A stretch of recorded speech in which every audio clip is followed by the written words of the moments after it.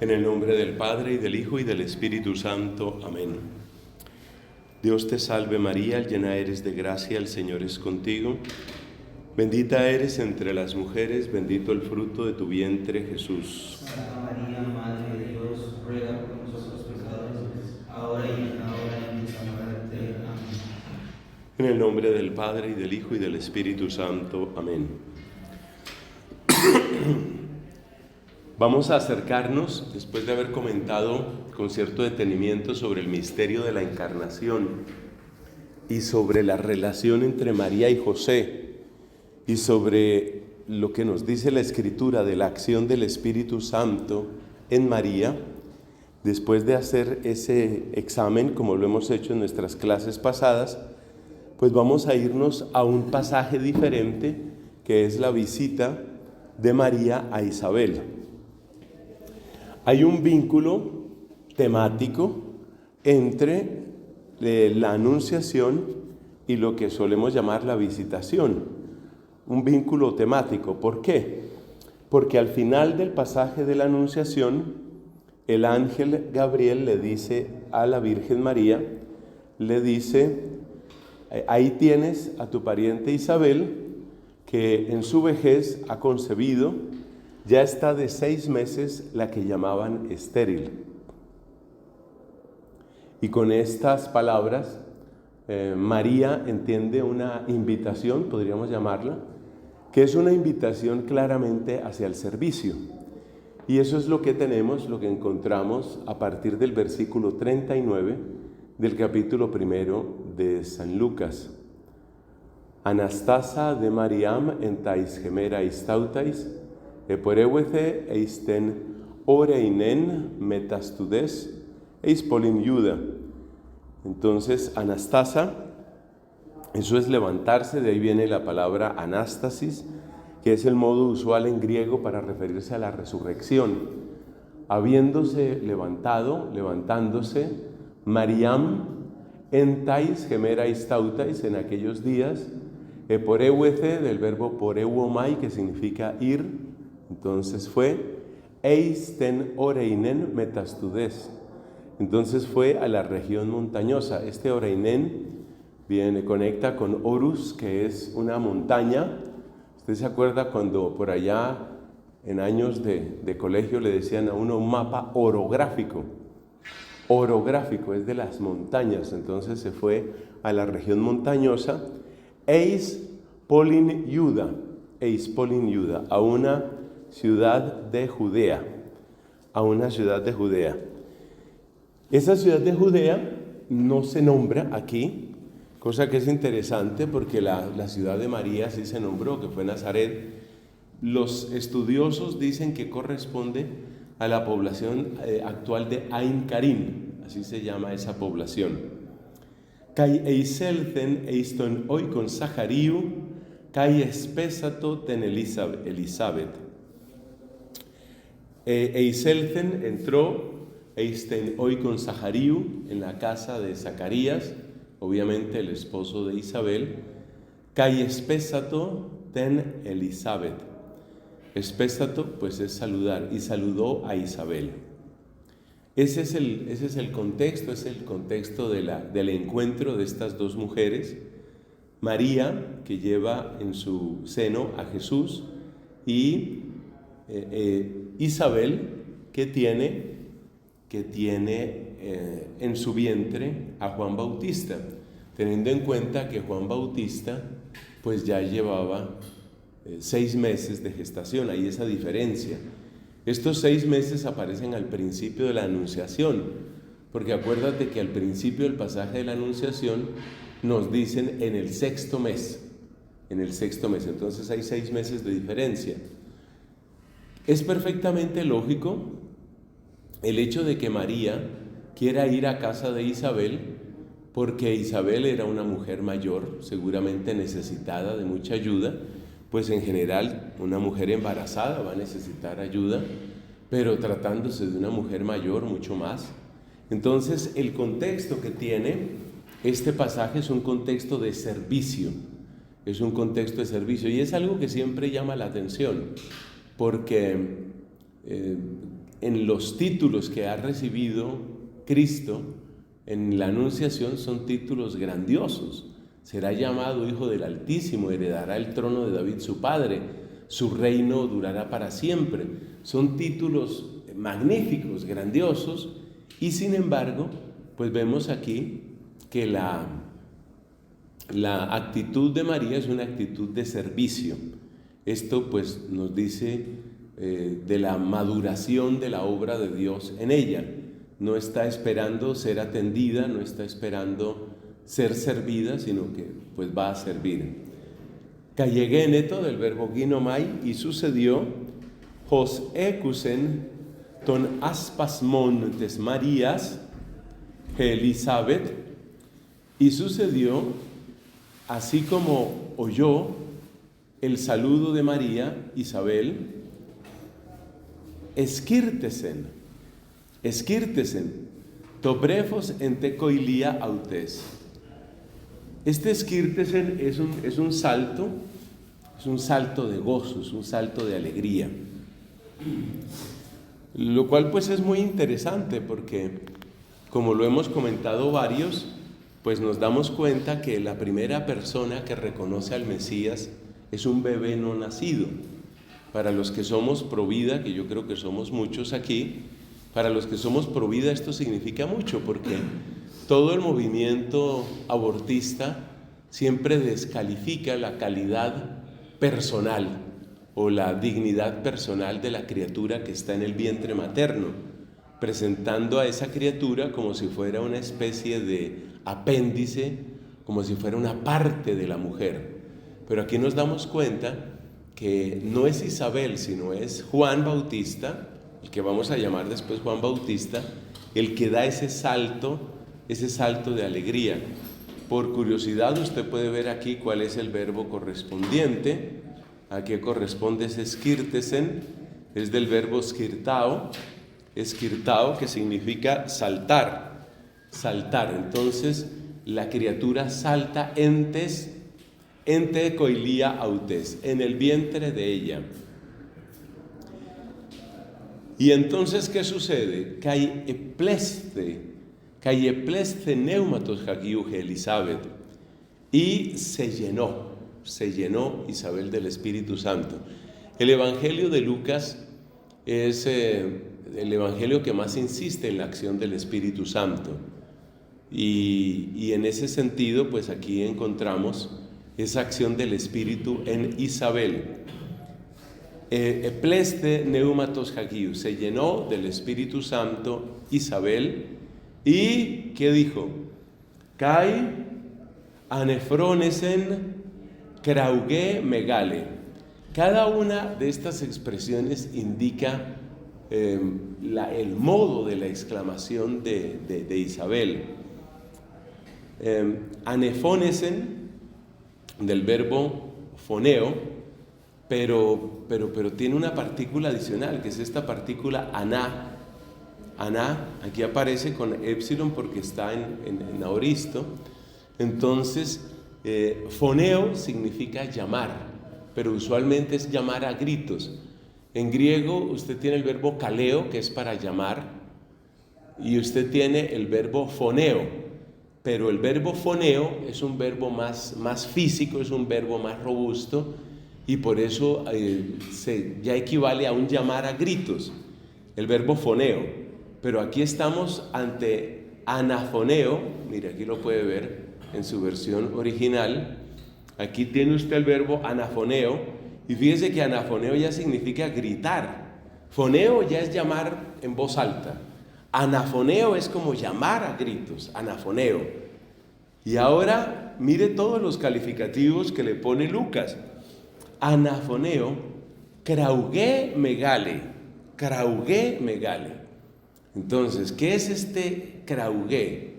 Pues vamos a mirarlo aquí, qué significa, y usted se encuentra que krauge es un grito, pero un tremendo grito.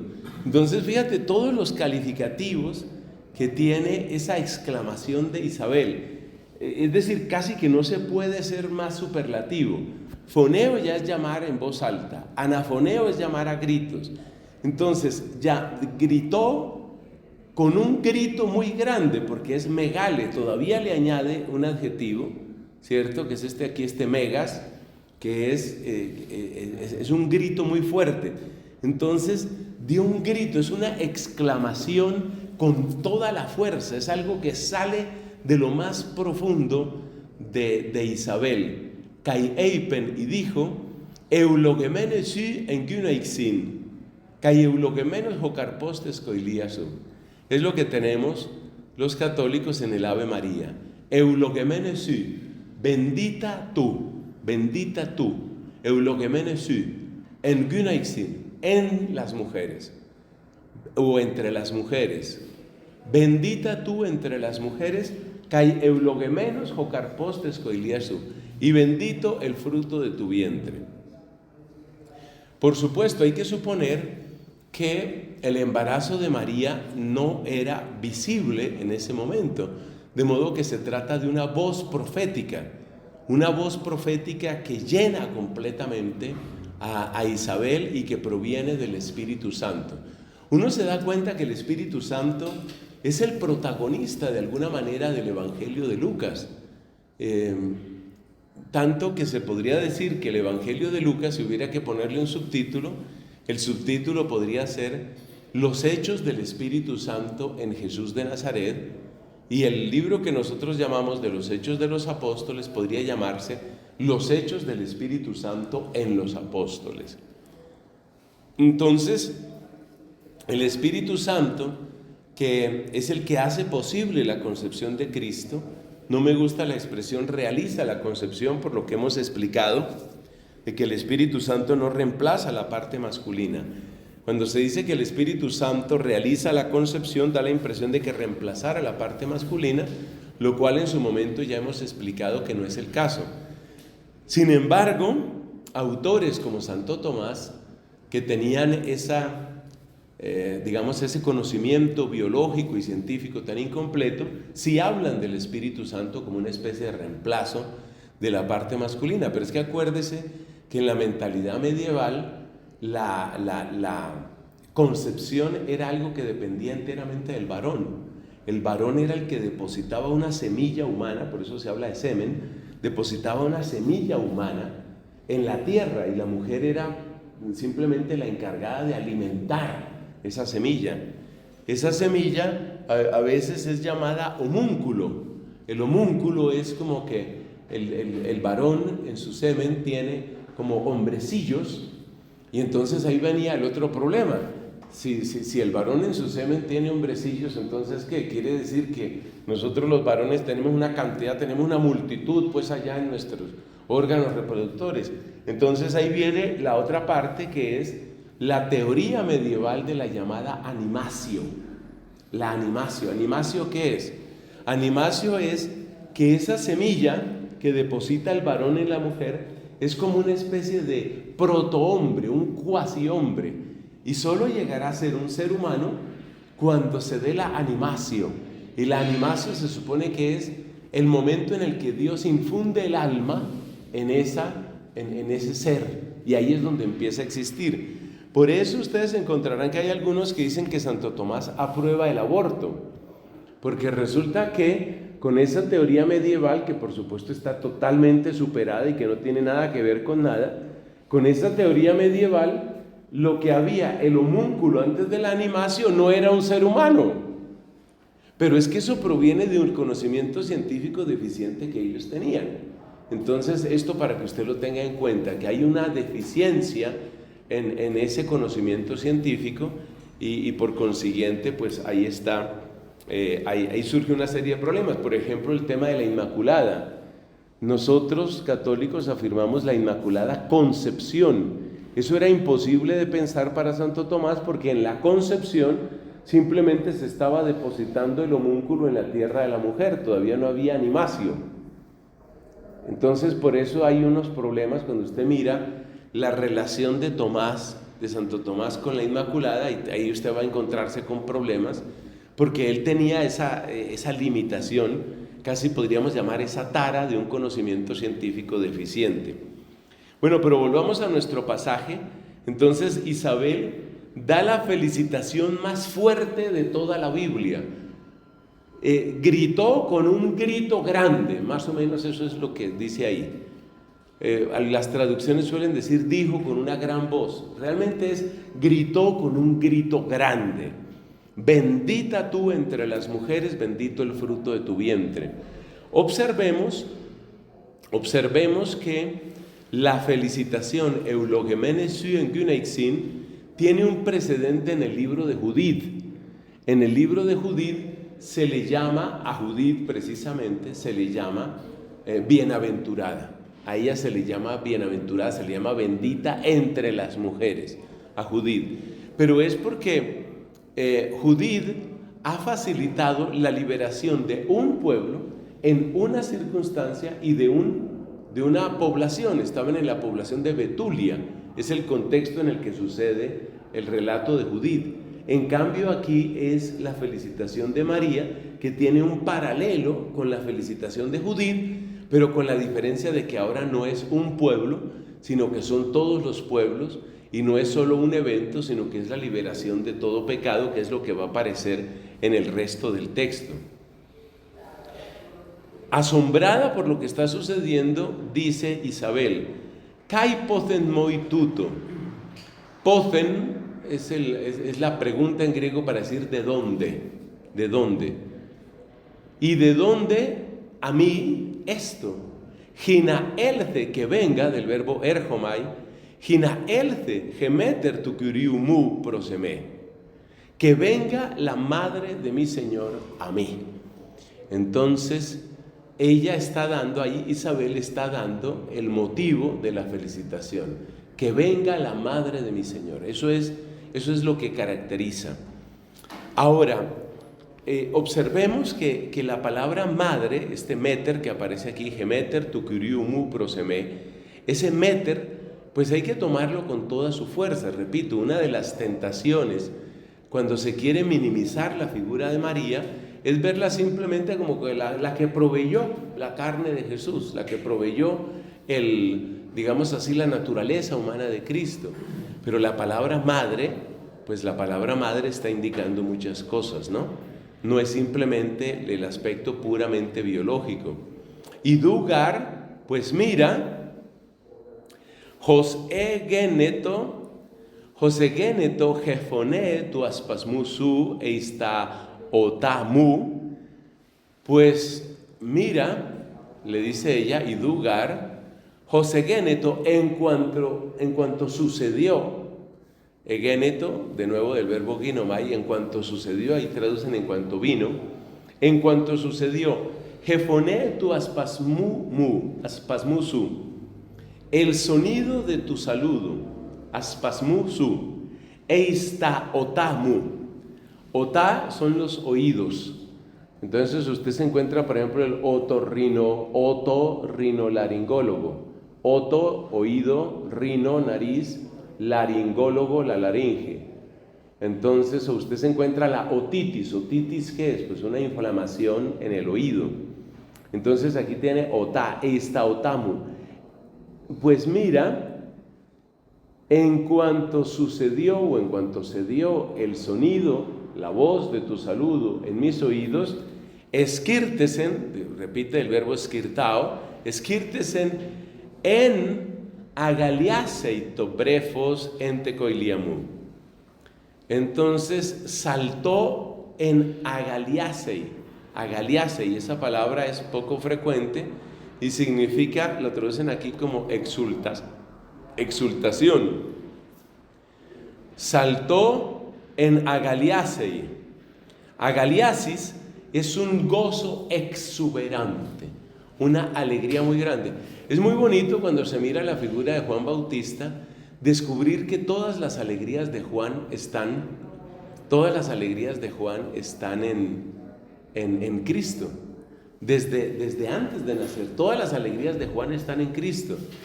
Por ejemplo, Juan dirá más adelante, él tiene que crecer y yo tengo que disminuir. Pero sobre todo tenemos ese pasaje donde le dicen a Juan, oye, Jesús, el que tú bautizaste, ahora está bautizando. Y entonces Juan dice, el amigo del esposo se alegra. Entonces Juan es aquel que tiene todas sus alegrías puestas en Cristo. Esta es la característica fundamental de la santidad de Juan Bautista. Agaliaseis es el gozo intenso, el gozo exuberante. Que entonces dice, skirtesen en agaliasei tobrefos en tecoeliamu, saltó la criatura, el bebé, en mi seno.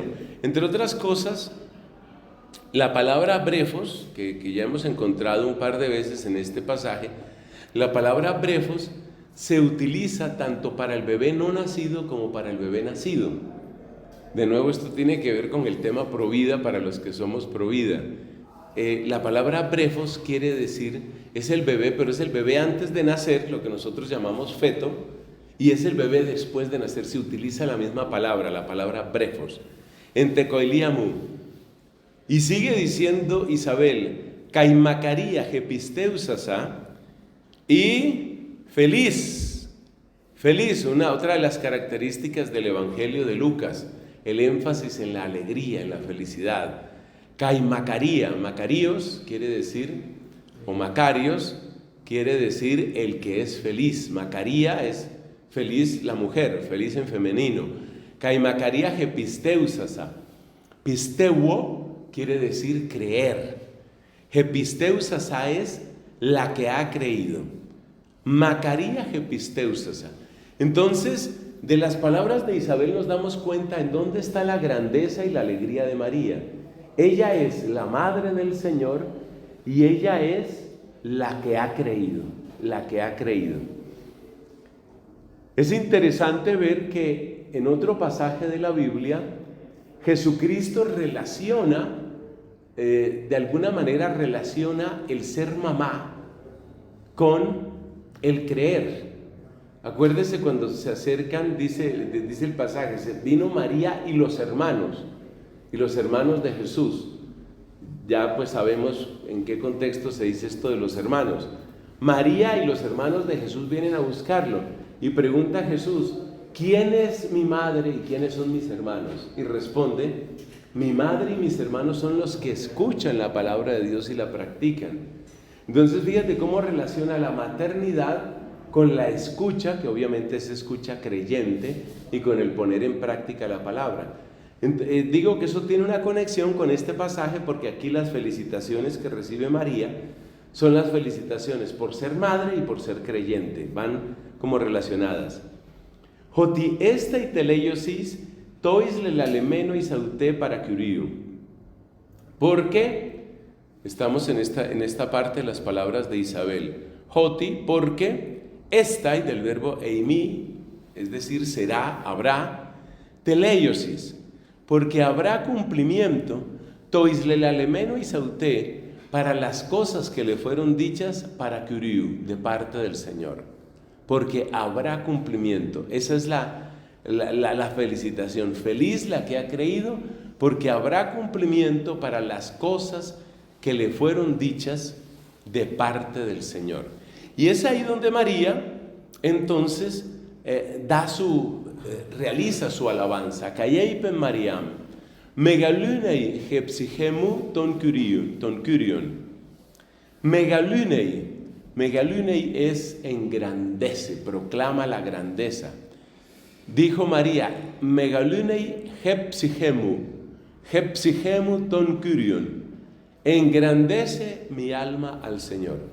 Fíjate que las alabanzas han sido hechas hacia ella, todo lo que dijo Isabel, y María no se queda, por así decirlo, con esas alabanzas, sino que inmediatamente las remite hacia Dios, lo cual es una referencia permanente para todos nosotros los creyentes. Se parece a aquello que dirá el apóstol San Pablo en otro lugar, ¿no? ¿Qué tienes que no hayas recibido? Todo lo bueno que tenemos, todo lo hemos recibido. Por consiguiente, cualquier felicitación, cualquier cosa buena que llegue a nosotros, pues finalmente se remite a Dios. Kai egaliasen, topneu mamu epitoceo tosoterimu. y se alegra mi espíritu, topneumamu, ¿cierto? Se alegra mi espíritu. Fíjate que aquí aparece el mismo verbo, que habíamos encontrado antes. Agaliao es del mismo de agaliaseis. Agaliaseis es regocijarse, es en regocijo, con gran regocijo, y el verbo es agaliao, que es alegrarse mucho. Fíjate esto interesante que nos trae aquí sobre el origen de agaliao. Dice, propiamente, getting so glad one jumps in celebration. Alegrarse de tal manera que uno salta de gozo. Yo no sé, quitando los estadios de fútbol, qué tanto la gente salta de gozo. No es tan frecuente que uno salte de gozo. O sea que estamos hablando también del tope. Es el tope de la voz de Isabel, es el tope de la bendición. Esto aquí todo es al máximo. Entonces dice María, la traducción típica al español es: se alegra mi espíritu en Dios mi Salvador. Pero observa que lo que María dice es salto de gozo. Agaliao es el verbo, ¿no? Egaliasen, salto de gozo. Bueno, de hecho está en auristo, como usted puede verificar aquí, ¿no? Es algo así como: saltó de gozo mi espíritu, epitotheo tosoterimu. Se alegró mi espíritu, epitotheo, en Dios o por Dios, tosoterimu. Observemos que María se declara a sí misma salvada. Este es un tema que a algunos católicos no les gusta mucho. Y uno no deja de ver caras de extrañeza cuando uno insiste en que María fue salvada. Porque muchas personas interpretan, si fue salvada, pues quiere decir que tenía que haber algún pecado en ella, porque si no, ¿de qué fue salvada? La verdad es que esto no es la única interpretación del verbo salvar. Bueno, claramente soterí, ¿cierto? Soterí viene de salvar, Mira, soter es el Salvador. En el anagrama famoso de Cristo, que es el ichthys, ¿sí? El ichthys, entonces se tiene iota, hi. Yo creo que eso vale la pena escribirlo. Porque precisamente el nombre que se le da a Cristo es el nombre de Salvador. Entonces escribámoslo por aquí. Entonces usted tiene aquí la iota, aquí tiene la ji, aquí tiene la z, aquí tiene la y y aquí tiene la sigma. Ichthys, que la gente suele escribir como ictus, ¿sí? Más o menos pasando las letras. Este ichthys, o el pescado, porque ichthys en griego significa pescado.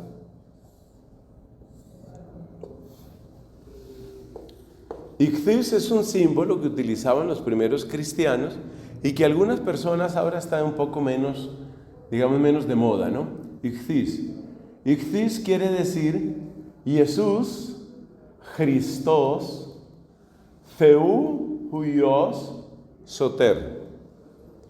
Jesús se sobreentiende el verbo ser, Jesús es el Cristo, de Dios, Theou, Huios, Hijo, de Dios, Hijo, Soter, Salvador.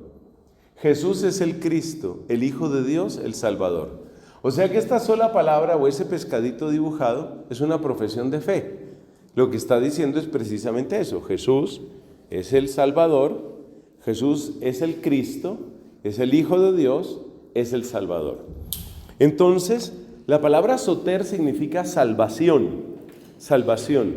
Y en el Nuevo Testamento no cabe duda de que la salvación tiene que ver ante todo con la salvación del pecado.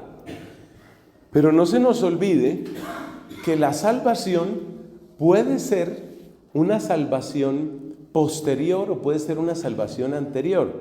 El ejemplo que siempre doy es el de la persona que va caminando, por ejemplo, con un amigo, va a cruzar una calle, está distraído el amigo lo retiene y lo jala porque viene una moto, por ejemplo, una motocicleta. Y el otro dice, me salvó, hermano.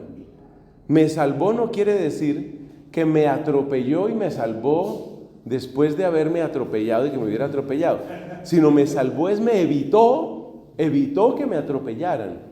O sea que salvar es recuperar del mal, pero salvar también es evitar el mal.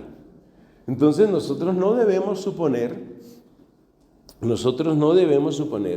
que porque se dice la palabra Salvador, quiere decir que necesariamente había algún tipo de pecado que se había puesto, que aparecía ahí, ¿no? Eso con respecto a soterí. Entonces tenemos acá que ella dice que se alegró, saltó de gozo mi espíritu en Dios, o por Dios, mi Salvador. Y continúa ella diciendo, Joti, porque epeblepsen epiten tapeinosin tesdules autú. Porque epeblepsen, eso es del verbo blepo. Blepo significa mirar. Epeblepsen, epiblepo es como mirar desde arriba. Epitentapeinosin tesdules autú. Tapeinó, el verbo tapeinó significa humillarse. Tapeinosin es la bajeza, es la humillación. Es interesante porque tapeinosin puede significar humillación o puede significar humildad. La humildad es más una cualidad que la persona tiene, la humillación es más una circunstancia en la que la persona se encuentra. Entonces vamos a irnos aquí a tapeinosin. Vamos a mirar aquí. Miró sobre la humillación, ¿no? Tapeinosis. Entonces es eso, es la bajeza que puede ser la bajeza en términos de humildad, como una cualidad, como una virtud, o puede ser la situación en la que la persona se encuentra. Observemos que el primer sentido de tapeinosis es más la situación que la virtud. ¿Por qué destaco esto? Porque la exégesis católica ha enfatizado demasiado el aspecto de la virtud. Es decir, como que de alguna manera es exaltar lo que ella tenía como virtud. Mientras que cuando uno mira tapeinosis, pues tapeinosis realmente se refiere más a la virtud. Hay un pasaje, por ejemplo, Filipenses 3:21, que se cita aquí, en donde se habla precisamente eso, el cuerpo de humillación, nuestro cuerpo de humillación. Ahí no se trata de una virtud del cuerpo, sino de la condición baja del cuerpo. Miremos ese texto en alguna traducción, Filipenses 3:21. Vamos a mirarlo aquí para que usted vea cómo miremos aquí esta traducción que no tiene mayor discusión en este salón, la de Reina Valera del 60, el cual transformará el cuerpo de la humillación nuestra para que sea semejante al cuerpo de la gloria suya. El cuerpo de la humillación nuestra, ahí no se trata de una virtud del cuerpo, es lo que estoy destacando, que tapeinosis es más la situación que la virtud. Pero la exégesis católica o la predicación católica se ha centrado mucho en la virtud como algo que María tenía. Y realmente tapeinosis va más, aunque tiene ambas cosas, va más por el lado de la situación. Entonces, ¿por qué esto es importante? Porque cuando destacamos demasiado el aspecto de la virtud, estamos presentándola a ella como algo como logrado por ella, conquistado por ella, mientras que cuando hacemos énfasis en la situación, encontramos un patrón de acción divina. Dios tiene una mirada especial para aquellos que están en humillación. Dios tiene una mirada particularmente compasiva para aquellos que están en una condición baja. Entonces, por eso me parece que es importante hacer esa precisión, que tapeinosis va más por el lado de la situación, pero no se quita el hecho de que ella también tiene su virtud, que es lo que aparece en las siguientes palabras, porque es Joti epeblepsen epitentapeinos intes dules autú, porque él ha mirado sobre la humillación tes dules autú. Y resulta que dule quiere decir la sierva, quiere decir la esclava.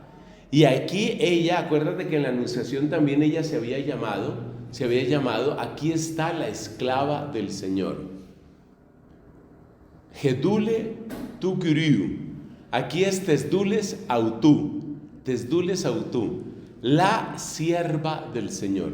Entonces, si uno toma los dos elementos, se da cuenta que en el Magnificat aparece tanto la condición de humillación en que ella vive, en un pueblo perdido, siendo, como dirían nuestros políticos de izquierda en Colombia, siendo una nadie, y fue vista por Dios, pero a la vez ella es la sierva del Señor.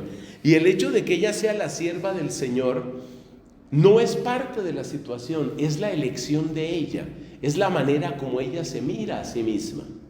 Entonces Isabel la mira como la madre del Señor, Isabel la mira como la creyente que verá cumplimiento a todo lo que le fue dicho.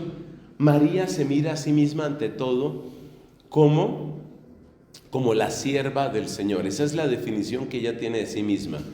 Y dugar apo tunun, y mira, apo tunun, nun significa ahora. Apo tunun quiere decir a partir de ahora.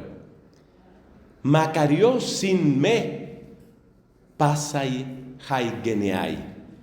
Estas son las palabras más sorprendentes, porque fíjate, por una parte estamos en el versículo, ¿qué versículo es este? En el versículo 48. Por una parte es que ella viene de una situación humilde, que ella se mira a sí misma como esclava, pero después de esa mirada profunda a su propia situación, mira lo que agrega. A partir de ahora, Macariusin me pasa y haigeneai. Me felicitarán, me llamarán feliz todas las generaciones. Esta es una expresión absolutamente sorprendente. Usted piense quién es María en términos humanos y observe semejantes palabras. Me llamarán feliz, me felicitarán. Pasai, de paz pasa pan en griego, que significa todo.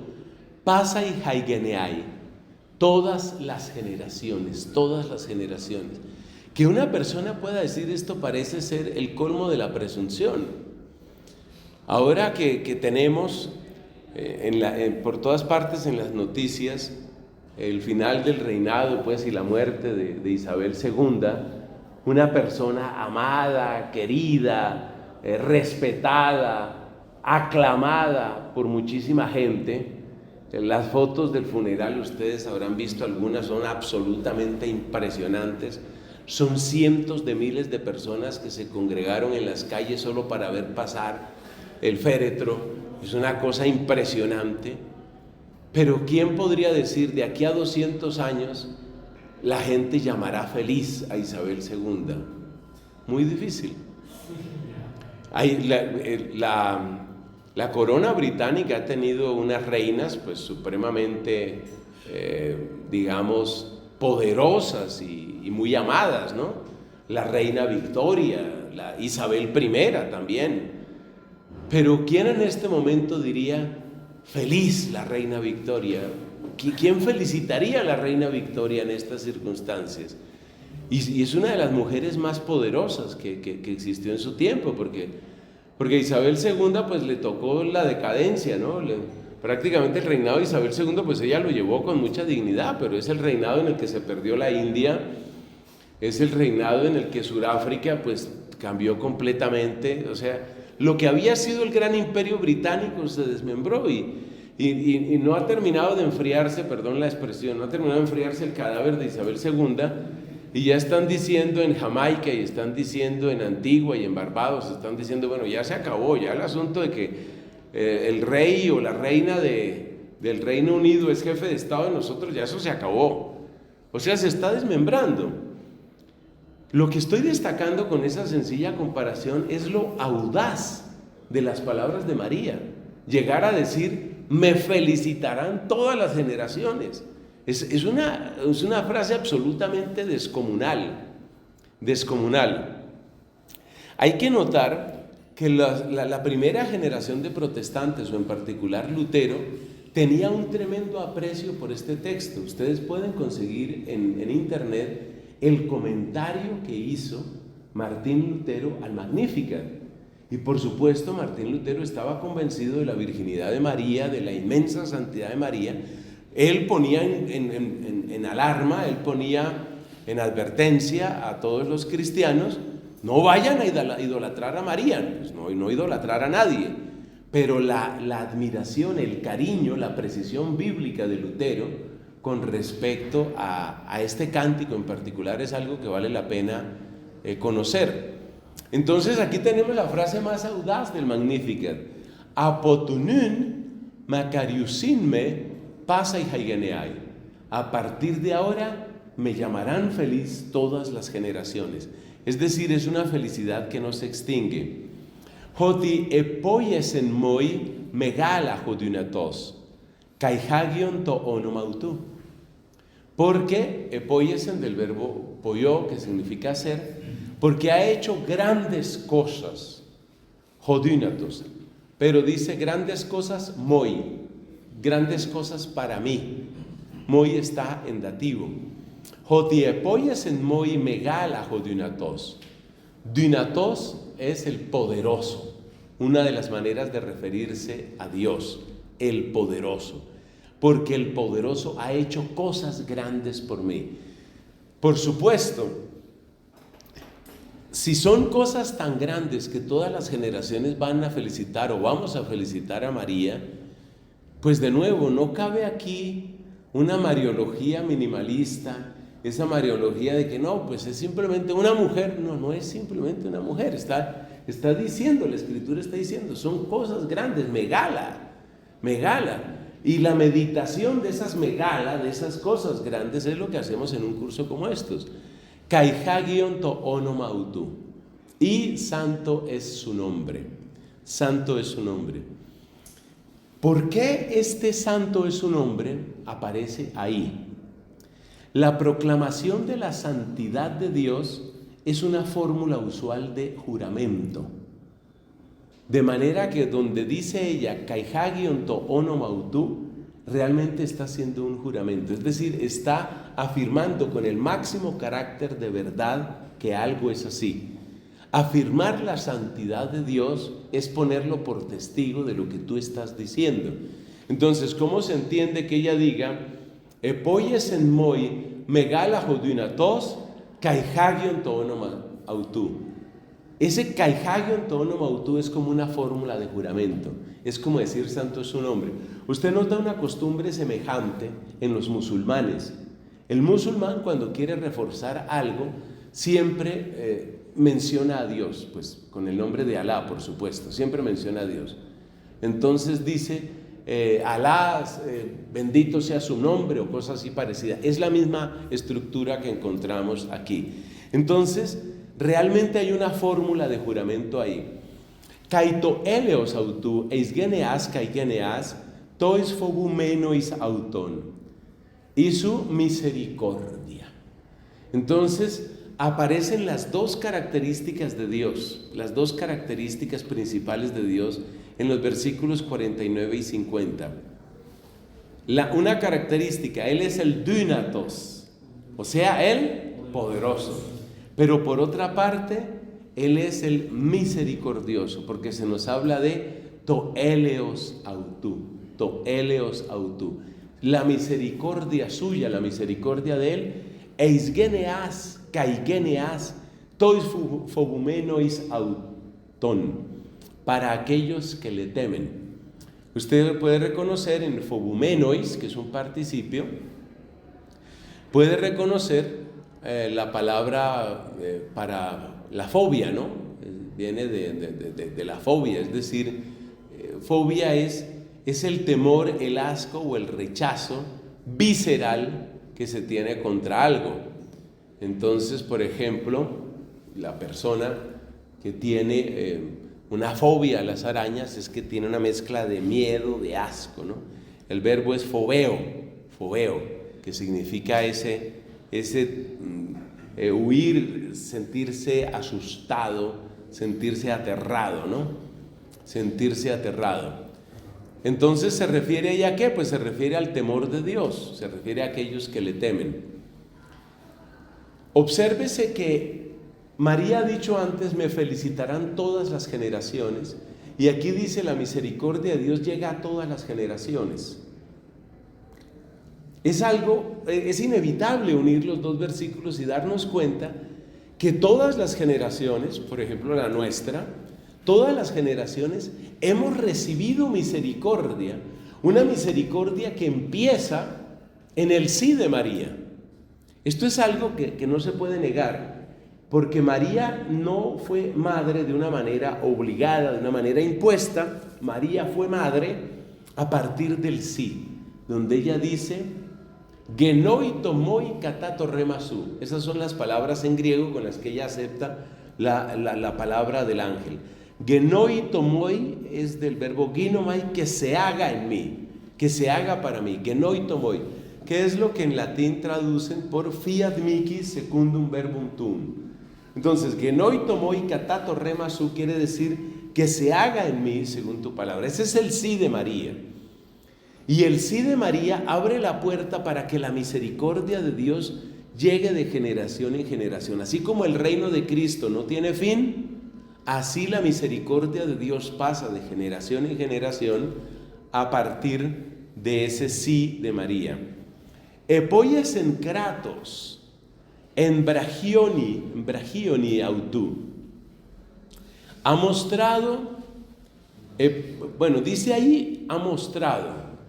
Pero si nosotros vamos, realmente ese es el mismo verbo poió, mírelo aquí lo puede ver sin conjugación, es el verbo poió, poieo. El verbo poió significa hacer. Entonces, dice aquí, epoies en kratos, ha hecho fuerza en bragioni autú, en su brazo. Aquí lo traducen, ¿cierto? Forzando un poquito la cosa, lo traducen por epoiesen, como ha mostrado, ha hecho obras grandes, dice, ¿no?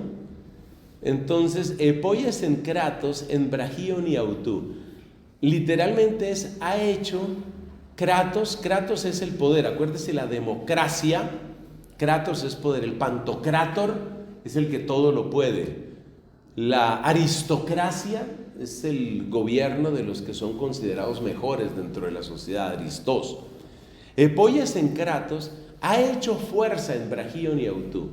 La mención al brazo, pues es muy propia del lenguaje bíblico, porque en la Biblia lo que encontramos es que cuando Dios despliega, otras veces dice desnuda su brazo, cuando Dios desnuda su brazo, esa es la actitud del guerrero que entra en el combate, desnuda su brazo.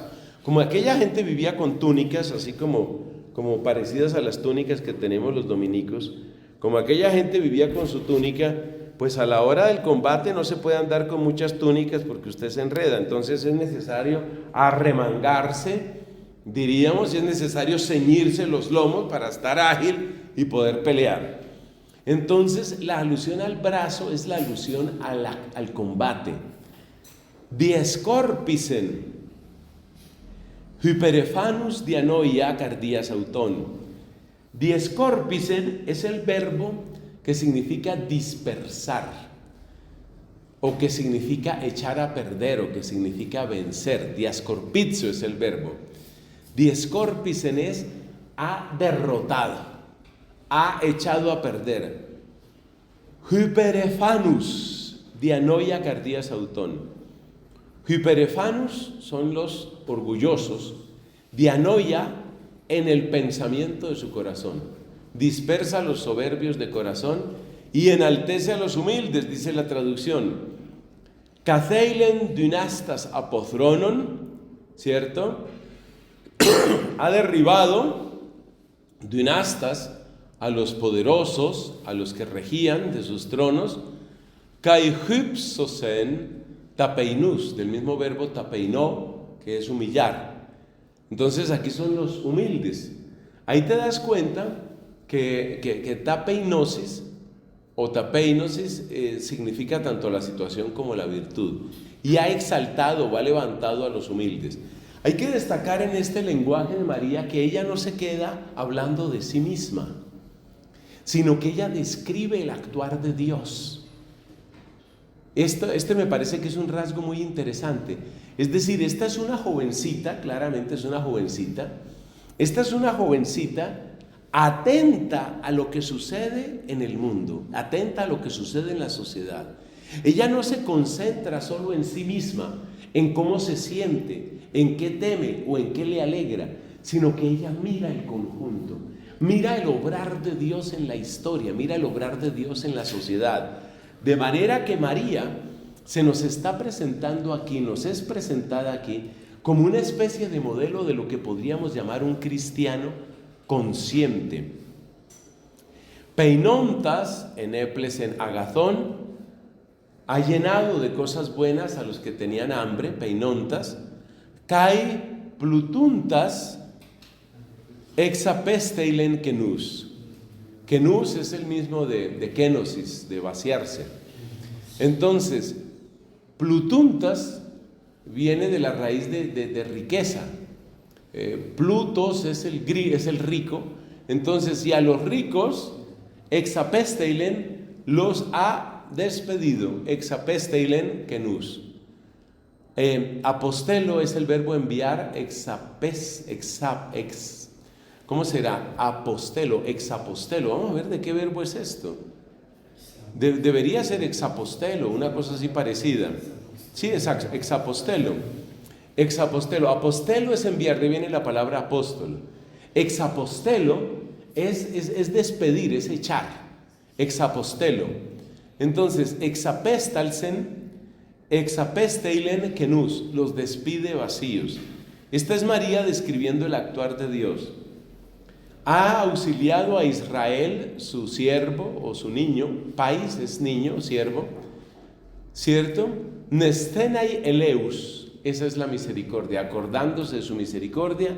Cazocelales en prostus pateras en gemón, como habló a nuestros padres. To Abraham kai tos spermati autu eistonaiona, como habló a Abraham y a su spermati, a su semilla, eistonaiona, para siempre. Ese es el Magnificat. Pues por supuesto hay muchas más cosas que se podrían comentar, pero yo creo que es bueno que dejemos por ahí. ¿Qué nos queda del Magnificat? ¿Qué debemos destacar del Magnificat?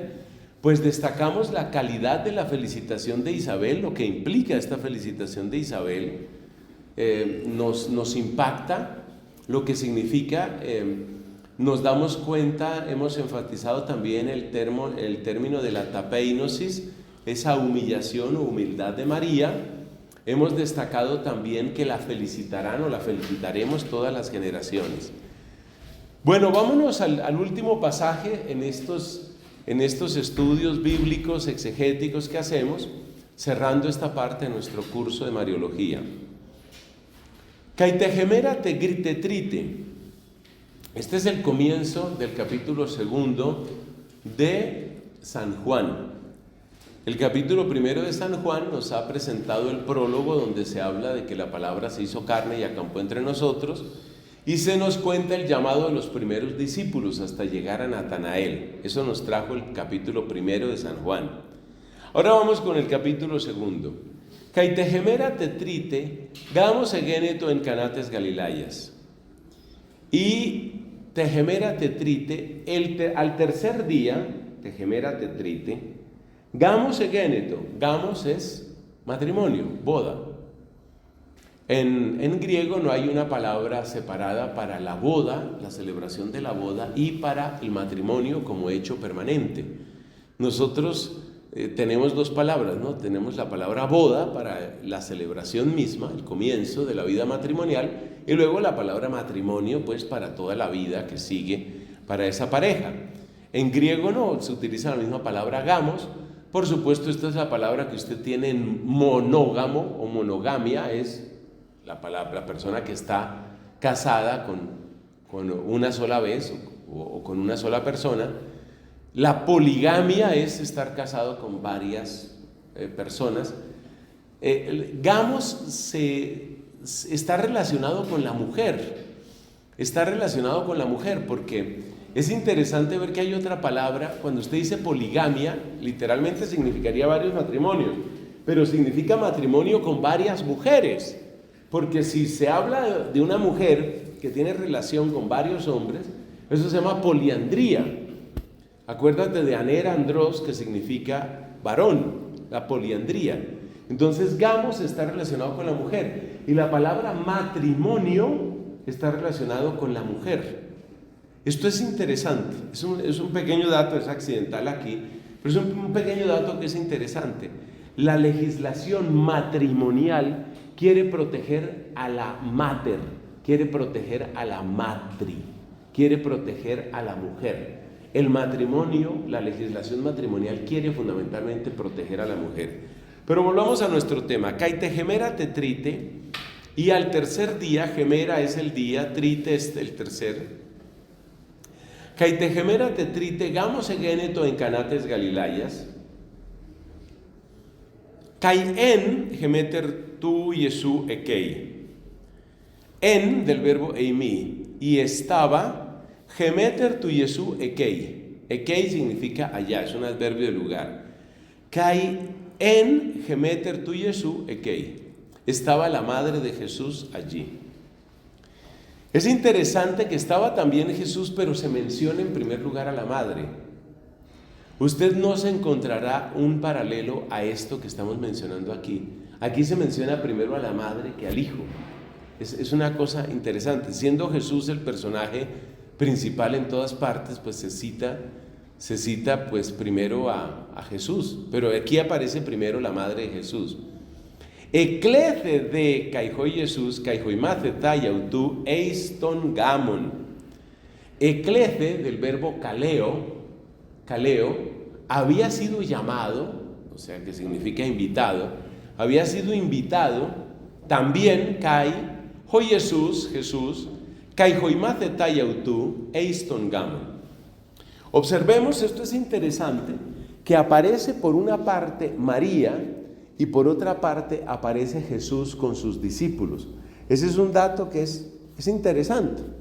Es interesante, es decir, María no aparece en primer lugar como discípula, en este pasaje pues, María no aparece como discípula de Cristo, porque los macetai están aparte. Joimacetai autu, los discípulos de Jesús y Jesús. Entonces, lo primero que nos llama la atención aquí es que Jesús aparece como con una nueva familia. Otro dato que es interesante destacar acá es que no se hace ninguna alusión. De hecho, después de Mateo, el texto que vimos de Mateo, ya no se hace más alusión a José. Ese es un dato que también nos interesa. Aquí se menciona a la madre de Jesús, pero no se menciona a José. En condiciones normales, pues la madre de Jesús tendría que estar con su esposo, tendría que estar con José.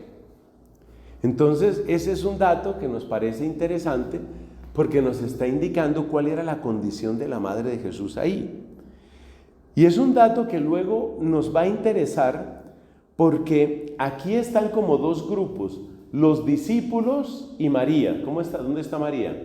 Pues ahí en el pasaje, aquí está Gemeter tu Jesús, aquí está la madre y aquí están los discípulos. Pero ¿cuándo se juntan? Se juntan en la cruz. Acuérdese que en la cruz, Juan capítulo 19, le dice Jesús a María: ahí tienes a tu hijo. Y ese hijo es el macetés, es el discípulo. Entonces, en la cruz es donde propiamente aparecen unidos los discípulos de Jesús y María. Por eso, la interpretación católica de que en ese discípulo amado, de alguna manera nos vemos todos nosotros. ¿Por qué? Porque es ahí donde se juntan. Si usted mira los otros pasajes, siempre aparece por una parte María, o María con los hermanos de Jesús, como le llama la Escritura, María con los hermanos de Jesús, y por otro lado los discípulos. Les recuerdo textos: cuando fueron a verlo, dice: ahí están tu madre y tus hermanos que te están buscando. Y por otra parte está Jesús con el grupo de los discípulos. Son dos grupos. Otro pasaje, dice San Marcos: fueron a hacerse cargo de él porque decían que estaba loco. Ahí está también por una parte María con los hermanos de Jesús o parientes de Jesús, lo que fuera, y por otro lado están los discípulos. ¿Dónde se juntan? En Juan 19. En Juan 19 es cuando Jesús le dice a María: ahí tienes a tu hijo, y le dice a él: ahí tienes a tu madre. Entonces ya no habrá separación entre el amor según la carne y la sangre, que es el amor que vincula a María con Cristo. Ya no hay separación entre el amor de carne y de sangre y el amor del Espíritu, que es el que caracteriza a los discípulos. Es un rasgo muy interesante para destacar ahí. Y por eso, pues, la interpretación usual, que nosotros somos, estamos de alguna manera representados en ese discípulo amado. Ahí tenemos, digamos, como la entrega que Jesús hace de su madre a nosotros. Pero esto es en Juan capítulo 19. ¿Y qué fue lo que pasó? Kai hysteresatos oinu, y llegó a faltar el vino, oinu. El enólogo, escrito sin H, enólogo es el especialista en vinos. Entonces, este es el oinu que aparece aquí. Hysteresantos.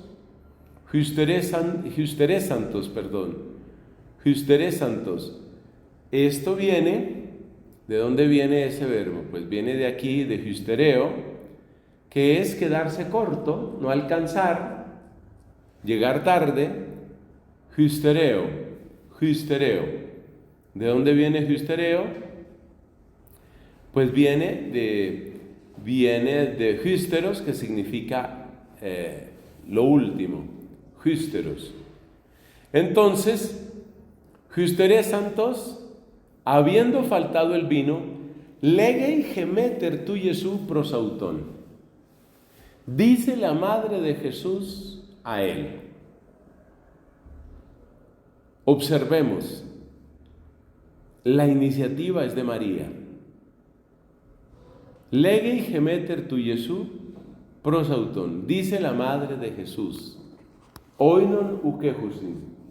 Vino no tienen. Oinon es el acusativo, ¿cierto? De oinos, que es el vino. Ukehusin, del verbo ejo, que es tener. Oinon ukehusin. No tienen vino. Aquí hay varias cosas que destacar. Primero, ya dijimos la iniciativa de María. Segundo, observe usted que ella propiamente no hace una súplica. Ella presenta una necesidad. Eso es lo que ella está haciendo aquí. Presenta una necesidad. Oinon ukehusin.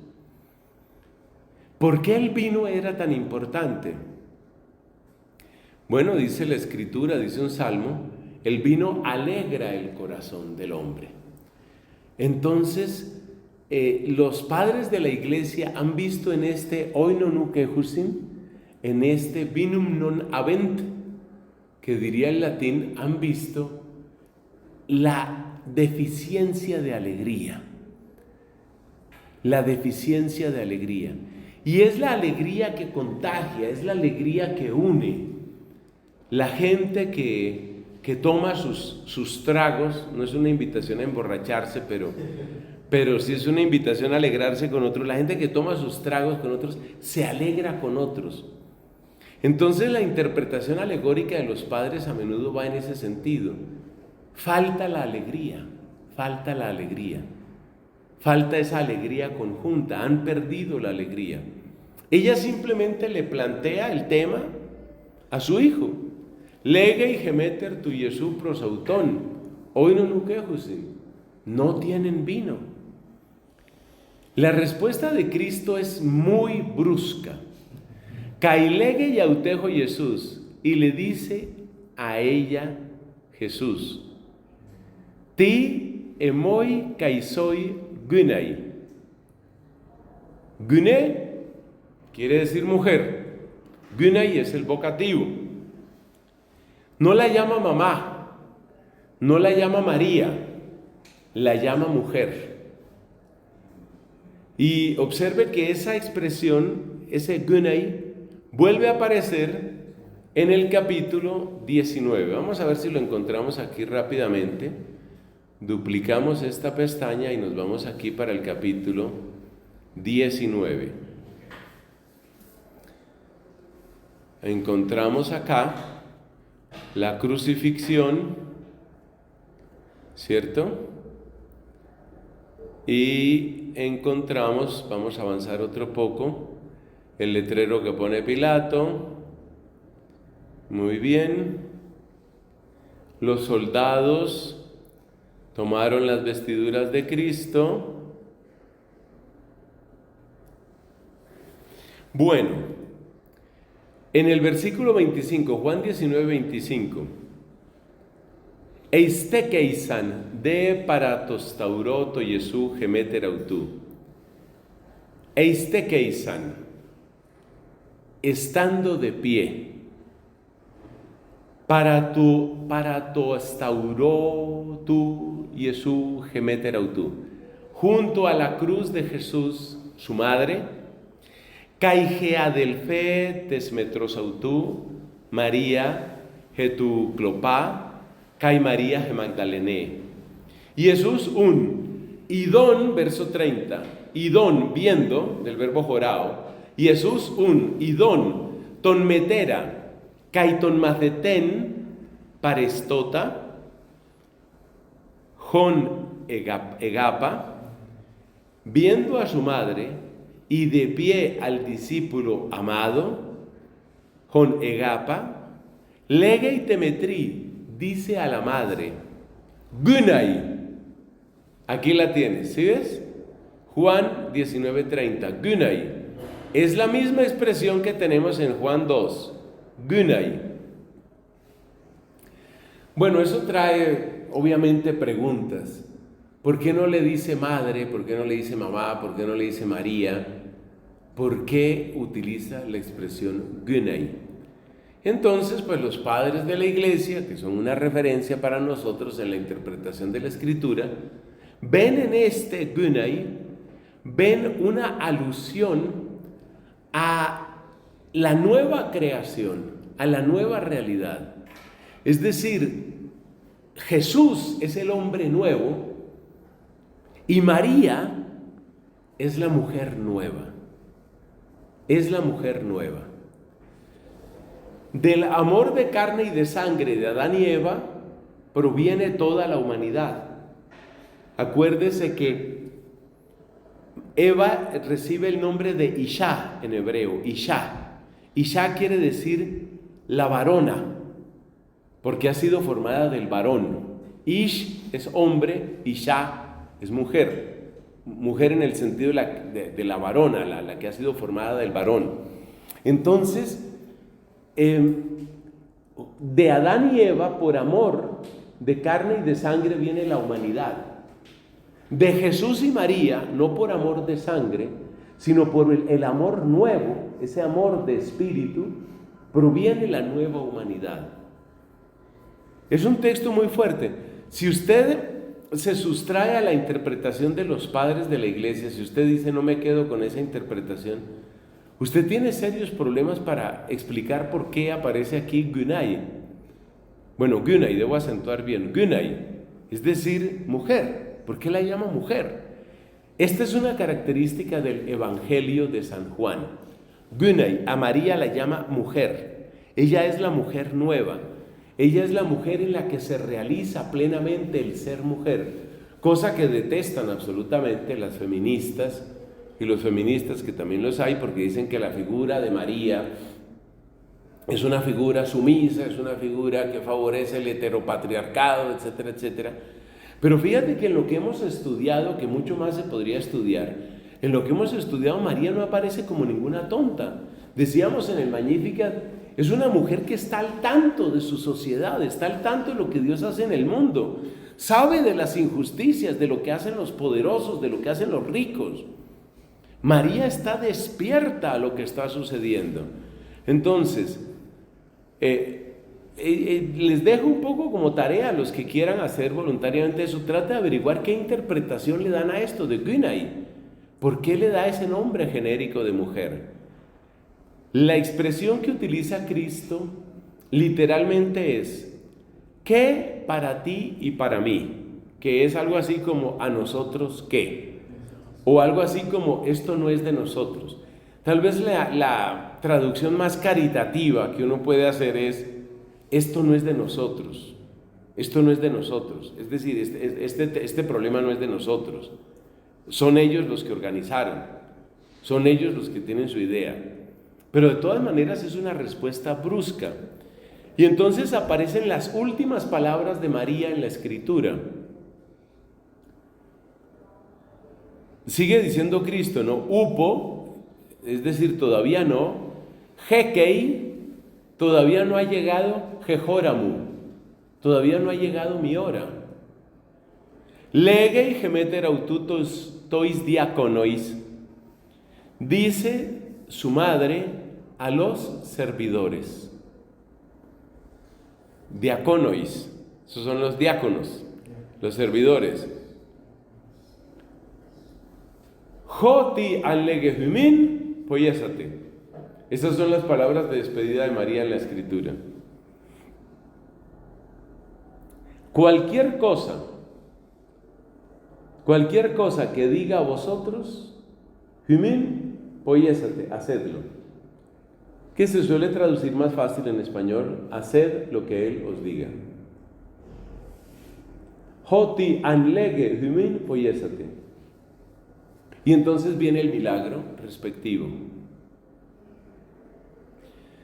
Observemos que no hay discusión entre María y Jesús, pero María no se rinde. Es decir, hay un problema que hay que resolver.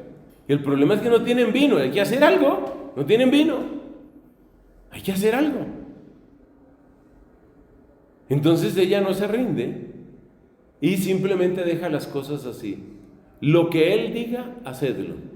Estas palabras son de una gran profundidad, porque en cierto sentido son el fruto de todo estudio mariológico. María no acapara, María no se adueña de las personas que la conocemos, que la queremos, que la amamos. María no se adueña. María nos remite a la alabanza de Dios y a la obediencia a Cristo. Alabanza de Dios en el Magnificat, obediencia a Cristo en este pasaje de las bodas. Y ya pues sigue la descripción del milagro, que es en la que no nos vamos a detener. Es ande que hay lithinai hydriai hex. Había en aquel lugar hydriai, jarras de piedra, lithinai hex, 6. Había 6 jarras de piedra. Kataton kazarismon ton judaion, para las purificaciones de los judíos. Keimenai, estaban ahí puestas, ¿cierto? Eran unas jarras gigantescas, porque mire lo que les cabía. Jorusai aná metretas dio etreis, teniendo espacio para 2 o 3 medidas.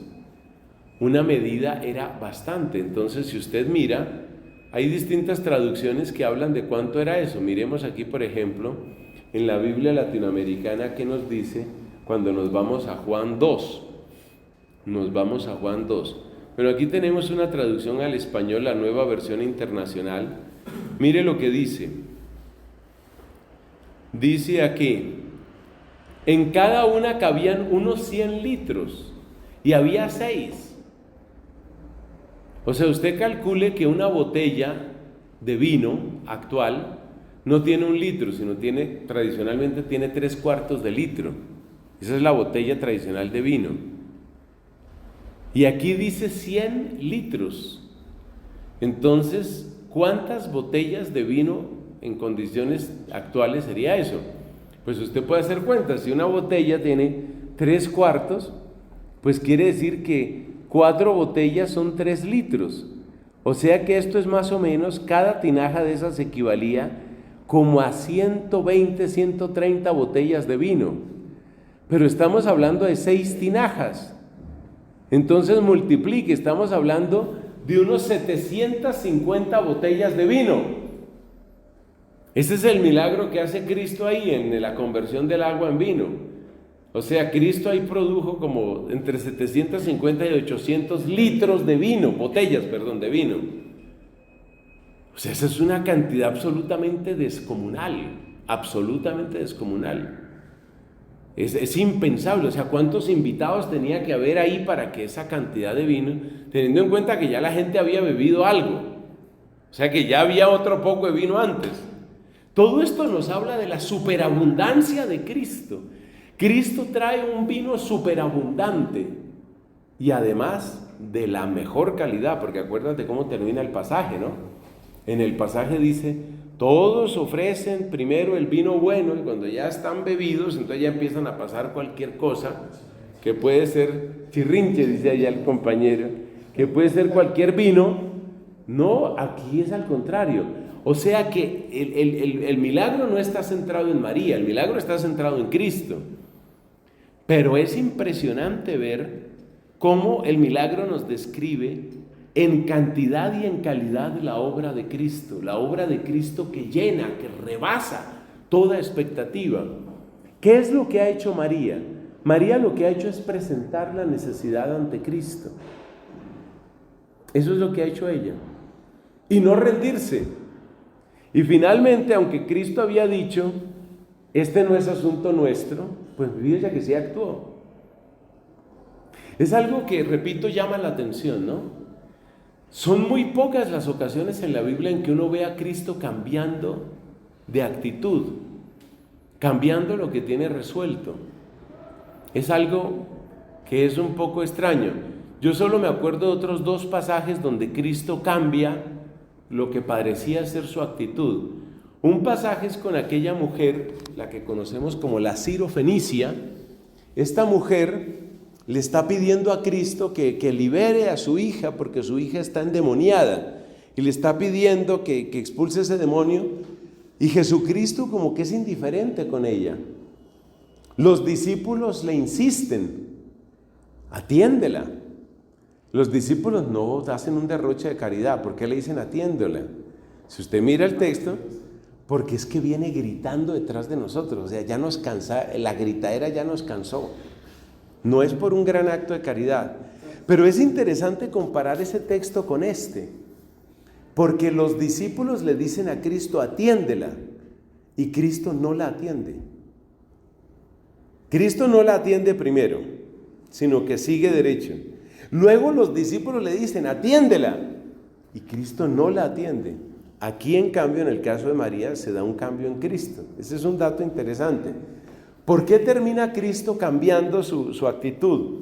Cristo termina cambiando su actitud porque esta mujer corre, se postra delante de él y le suplica ayuda, y entonces Cristo le explica por qué no la atiende. Yo he sido enviado a las ovejas perdidas de Israel.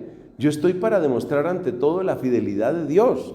Ese es ante todo llamémoslo así, mi labor, mi tarea es fundamentalmente esa. Yo tengo que mostrar la fidelidad de Dios a la alianza. No está bien arrojar el pan de los hijos a los perritos. La expresión perrito es una expresión menos despectiva en la Biblia de lo que es para nosotros. Para nosotros no hay manera de decirle a una persona perro o perra sin que eso sea un insulto horrible. Era menos despectivo, pero era despectivo. Y esta mujer hace un acto de fe y de humildad y le dice: también los perritos comen de lo que cae de la mesa de los amos.